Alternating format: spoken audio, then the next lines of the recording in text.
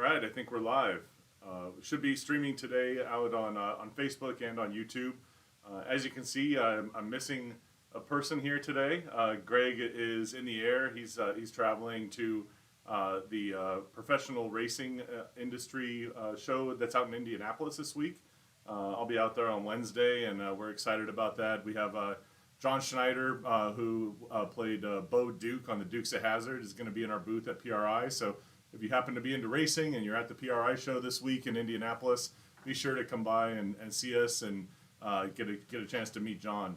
We're really excited about that. But today we're going to be talking about an interesting topic. It has to do with what you can run with different size Firman generators. People ask that question quite a bit. They want to know what kind of generator they need based on what they're going to run in their house or in their RV. Or in different power outage situations. So we'll talk about that. Before we get into that, we've been working on, as we started this live stream here about a week and a half ago, maybe 2 weeks ago, we've been working on taglines for our live show, and I want to know what you guys think.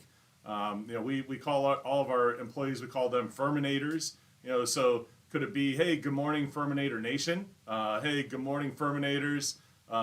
So tell me what you think in the comments. I'd love to hear what you think our tagline should be rolling into these videos. Be creative and be crazy. We're a little crazy here too. So today, again, we're going to talk about what you can run. This is a great question that comes up all the time. I want to start with just a little information about the kind of things that people are running.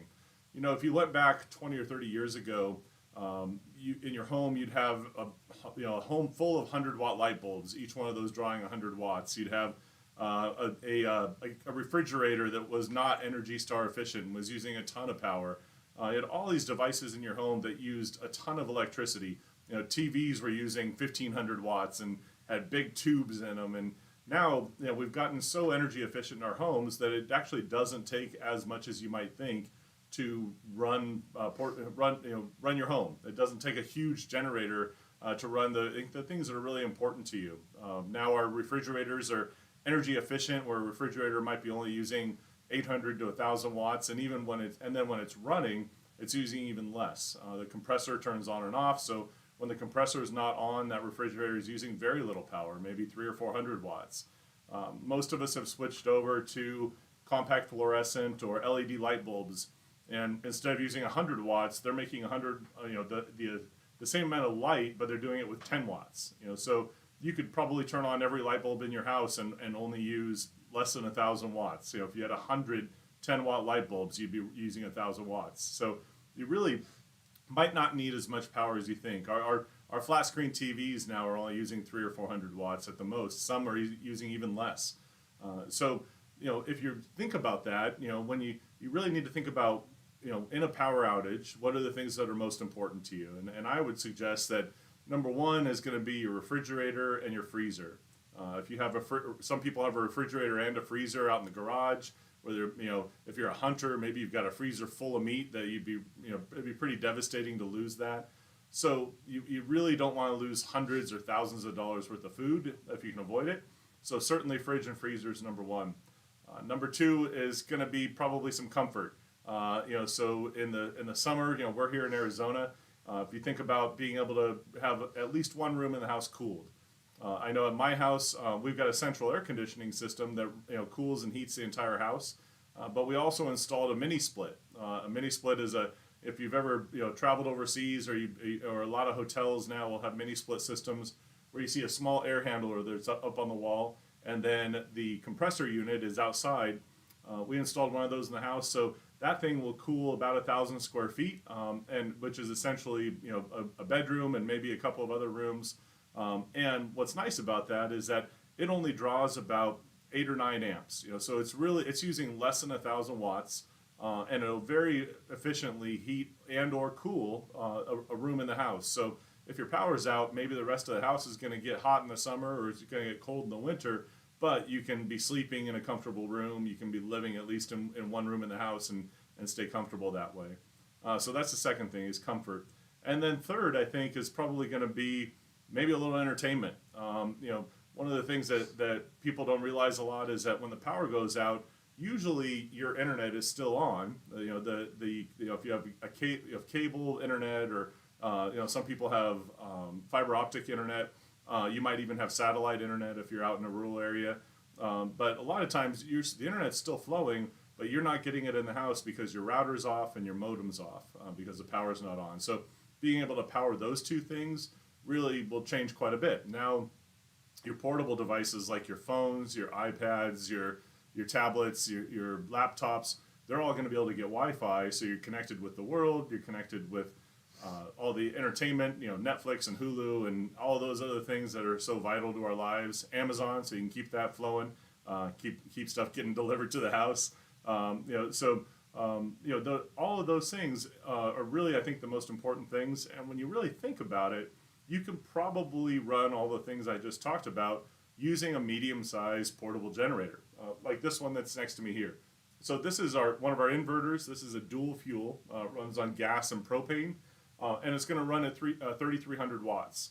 So when we're adding things up, if I have a refrigerator that's maybe taking 800 watts, and I've got a heater or an air conditioner or a mini split that's only taking maybe 800 to 1,000 watts, and I've got a TV and a router and a modem, and maybe I've got a power strip plugged in too that's I'm charging my devices, my cell phones, my laptop, my tablets. I'm still pretty comfortably under 3,000 watts running all those important things, keeping my life going. There are so many people now who are in their jobs, during COVID, they got sent home and they're working from home. And now, even after, as we're coming out of COVID, a lot of those people are continuing to work from home. And so having internet is crucial. Having your phone work and your laptop work is crucial, maybe even to your job. So, but what's neat about that is that you don't need a great, big, huge generator to do all that. Now, let's say you wanted to run even more.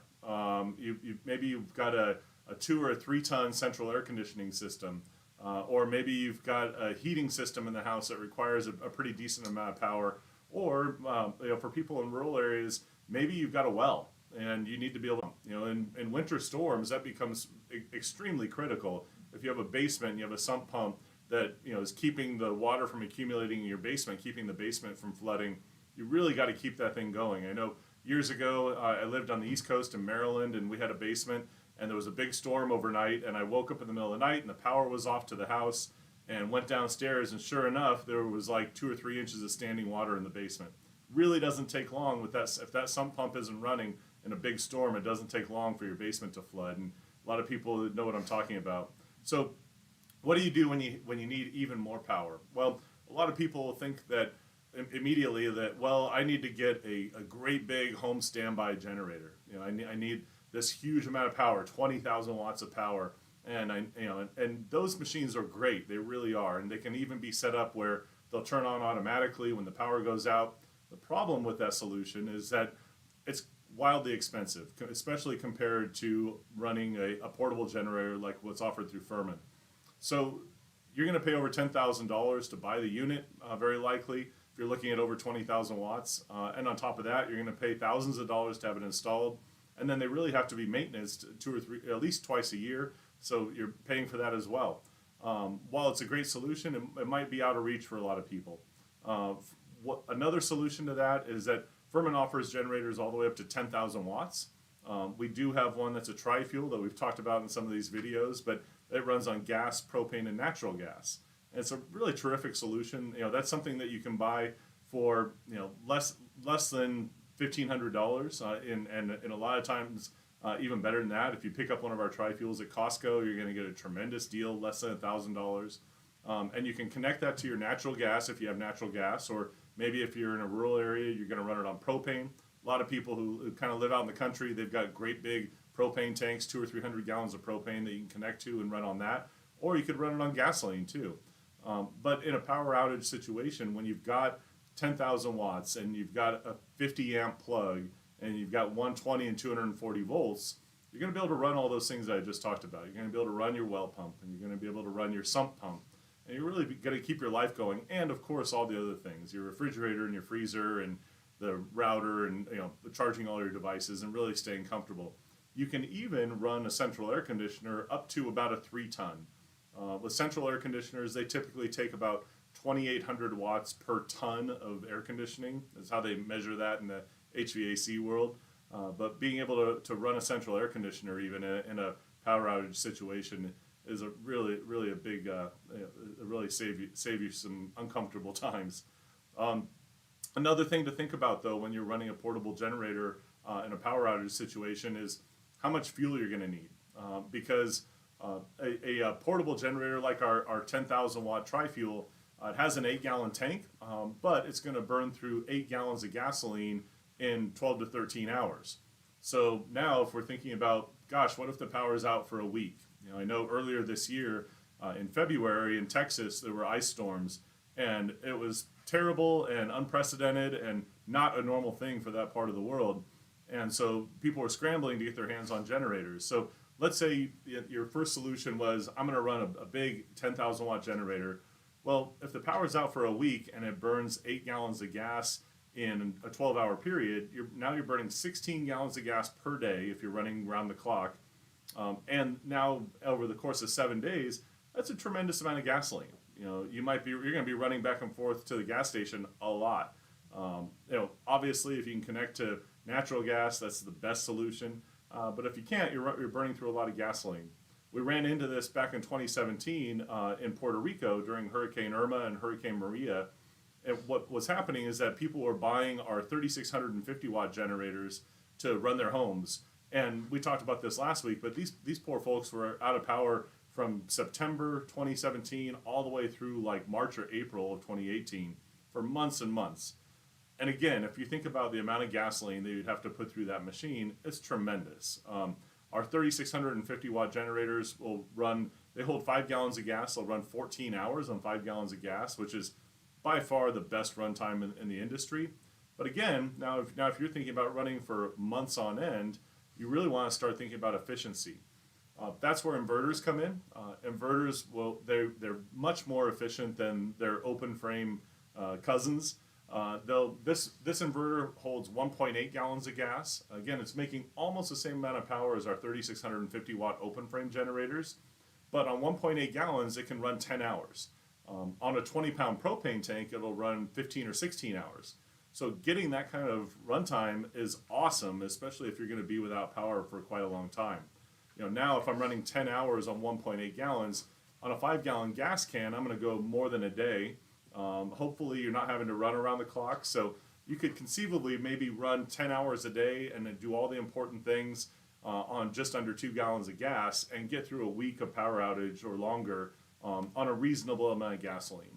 So while the upfront cost is a little higher on inverters than on our open frame generators, the long-term cost of running is substantially better. Inverters are able to be very fuel efficient for a really important reason. They have technology in them that allows them to vary their engine speed based on the load that's being applied. So let's say you went out and you were just going to tailgate at a ball game. By the way, Firman's tailgating at the Buccaneers game in Tampa this weekend on Sunday. Go Bucks. If you're a Bills fan, sorry. But let's say you're tailgating, you have a 150 watt TV plugged into this 3,300 watt inverter. Well, it's going to sense that load and it's just going to idle along to make the power that it needs to make to power that device. So it makes it quieter, makes it much more fuel efficient.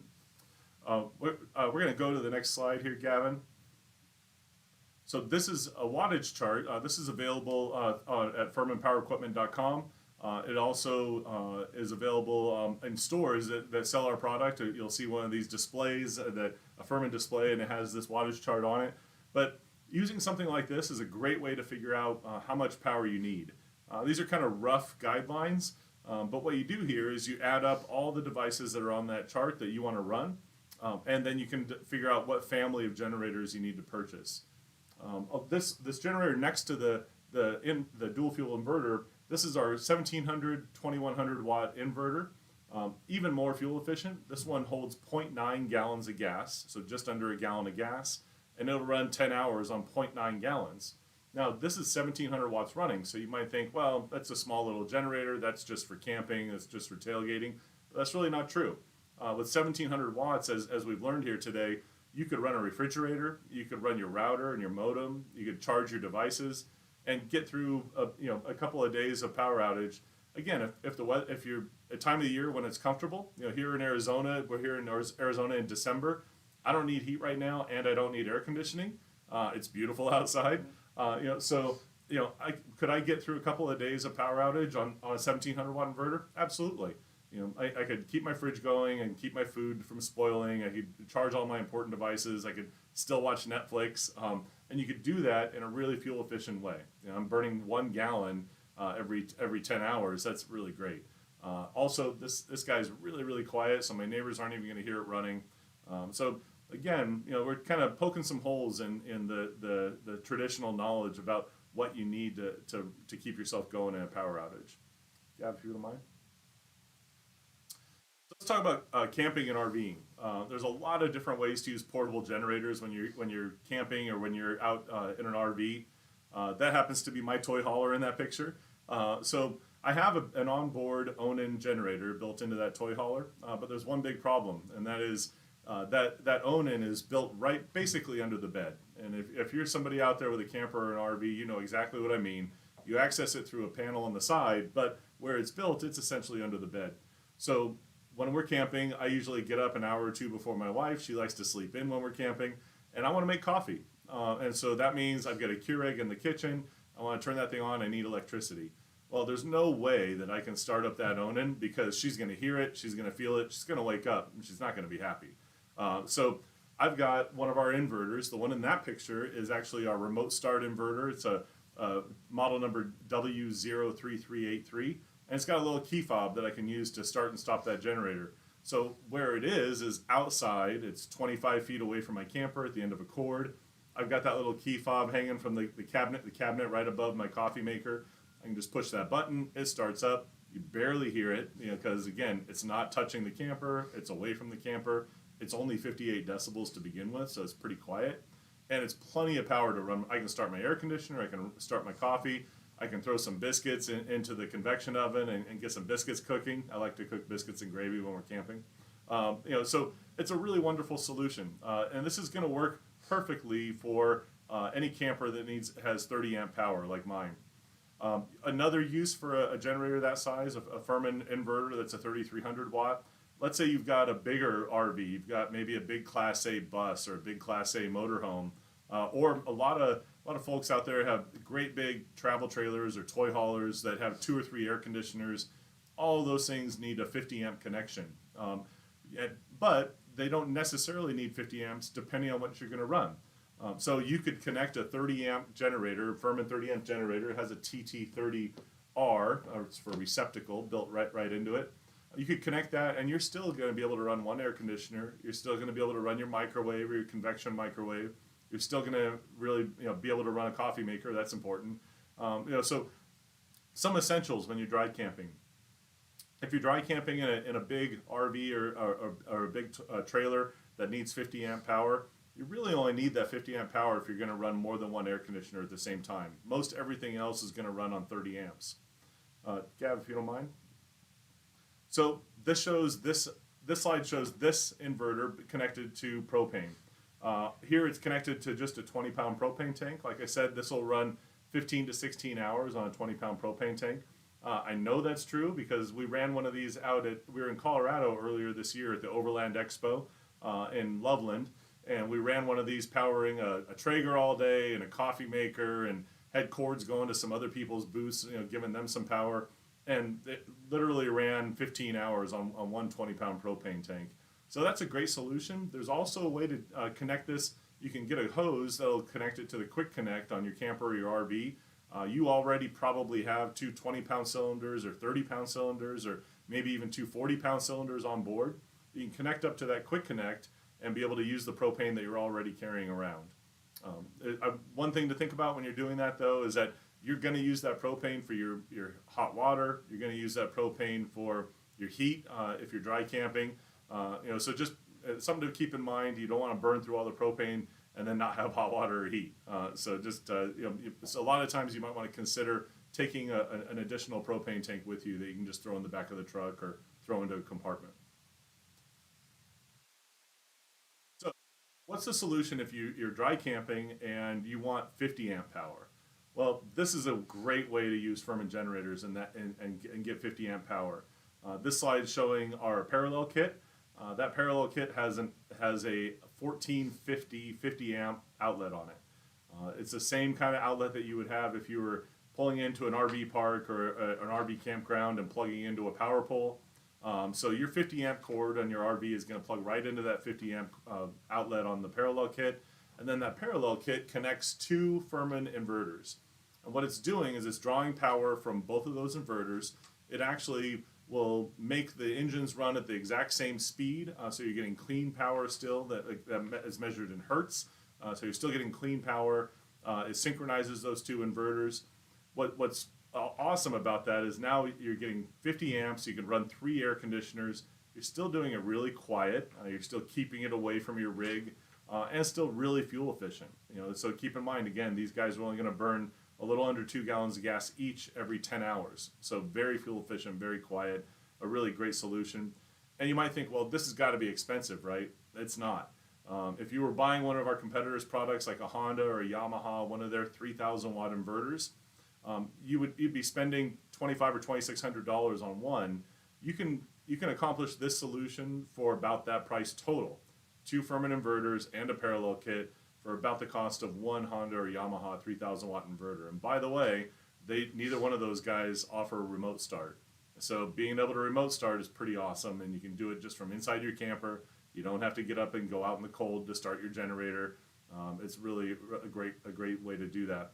A question that came up last week that I wanted to talk about real quick is that we were talking a little bit about our different inverter generators. So the one in the picture there is our remote start inverter. So we make that in electric start, recoil start, and then remote start. All 3 of those all have a recoil on them. But the question was, if you're using the remote start generator, do you have to go out and operate the choke manually? That would kind of defeat the purpose, right? You want to be able to start it from inside without having to go out in the cold. And the answer is no, you don't have to go operate the choke manually. When you hit that button, that start button on the remote key fob, it's going to use a little solenoid that's connected to the choke, and it closes the choke, starts the generator, and then automatically opens the choke back up and lets the generator run.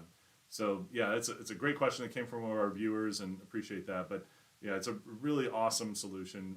Even if it's freezing cold outside, that generator is going to start all by itself.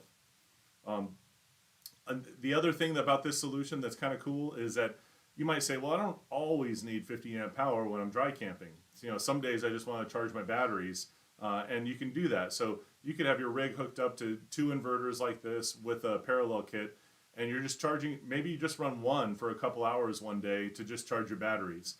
Or if it gets hot one day and you want to run some air conditioners, you can run both of those inverters and run your air conditioning. But it only takes really a couple hours to charge the batteries on your rig. If you're dry camping and the weather's beautiful and you go, gosh, I really just need 12 volt power, just run my rig off my batteries, then you're going to use that inverter just to charge those batteries a little bit each day. One of the really unique features with Firman inverters is that you don't have to connect 2 of the same inverter. So could you connect both of these together with a parallel kit? Absolutely. Firman's the only generator manufacturer that allows you to do that. So let's say I connected both of these. I've got 3,000 watts running and I have 1,700 watts running. Now between the 2 of these, I have 4,700 watts. And why is that important? Well, it's important because with 4,700 watts, I could run 2 air conditioners out of this 30 amp outlet. Or I could run 2 air conditioners with a parallel kit out of a 50 amp outlet. So you don't really have to have 2 3,000 or 2 3,300 watt inverters. You could have a little portable, maybe that you also use at your cabin, or you also use it when you're tailgating, and then a 33 or 3,000 watt inverter, and combine the power of those 2. The last solution that I want to talk about, is there one more slide, Gavin? Awesome. Second to the last solution that I want to talk about is this generator on the right is one of our new open frame inverters. So an open frame inverter is really unique because it really blends the best of both worlds. It combines the runtime and the fuel efficiency of an inverter with the power and the fuel capacity of an open frame generator. So this one's 3,650 watts. It uses our 208cc engine, and it has a 6-gallon tank. So I talked about this having a 1.8 gallon tank getting 10 hours of runtime. With a 6-gallon tank, we're going to get 25 to 30 hours of runtime. That's really tremendous. All of these are going to have a 30 amp outlet on them, and then also a 50 amp outlet. So you can connect this to your any RV, any camper, and you're going to get 25 to 30 hours of runtime and 30 amp power. That means running an air conditioner, keeping all your devices going in your RV, and you could run it nonstop through a whole weekend if you wanted to, and really just on 6 gallons of gasoline.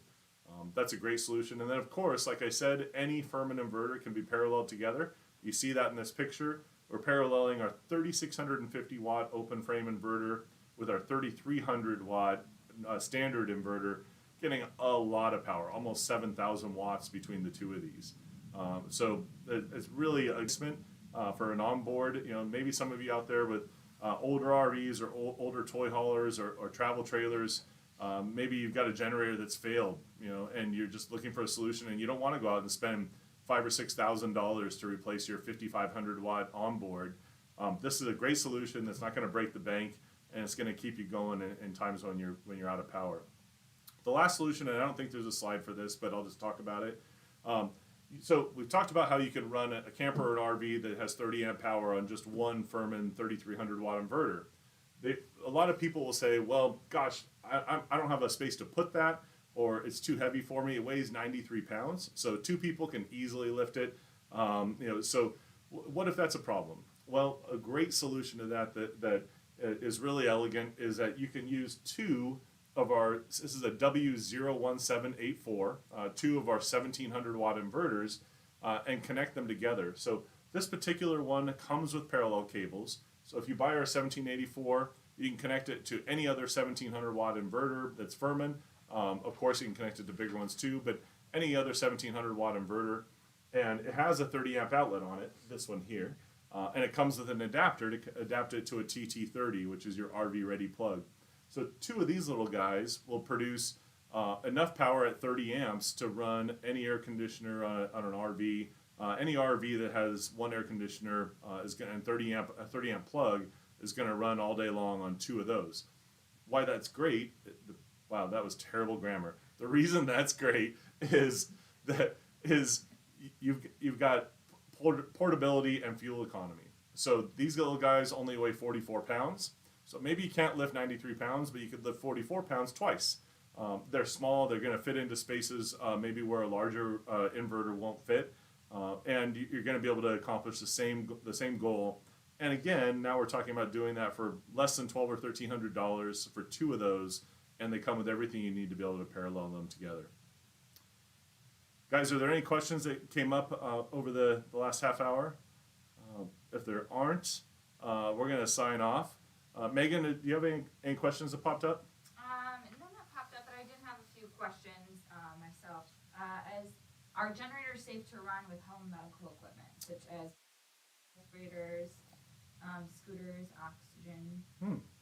That's a great question. The question is, are generators safe to run with home medical equipment? Our recommendation is always going to be to use an inverter when you're operating sensitive electronic equipment.